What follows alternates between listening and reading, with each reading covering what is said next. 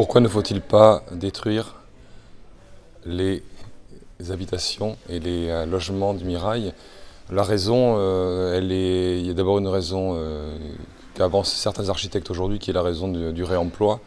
C'est-à-dire qu'il y a sans doute beaucoup de possibilités de réhabiliter des lieux, de ne pas tout détruire, d'essayer d'être le minimum, d'avoir une empreinte carbone la plus basse possible. Ça, c'est l'argument écologique.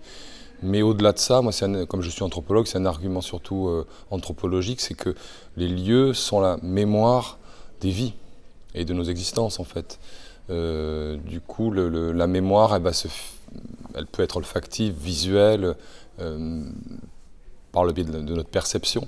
Et en fait, l'attachement qu'on a au lieu conditionne l'estime qu'on a de nous-mêmes.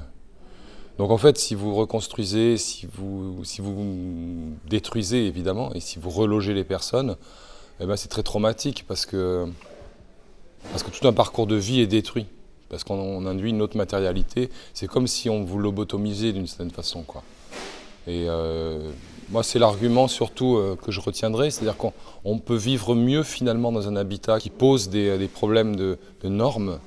On peut vivre mieux parce qu'on y est attaché, parce qu'on a toute notre histoire, parce que du coup, eh bien évidemment, on va avoir des comportements un peu plus adaptés à la vie en société, plutôt que d'essayer de se retrouver dans des appartements génériques qui induiraient des comportements sans doute, ou pas de comportement du tout au fond, une espèce de dépression, quoi.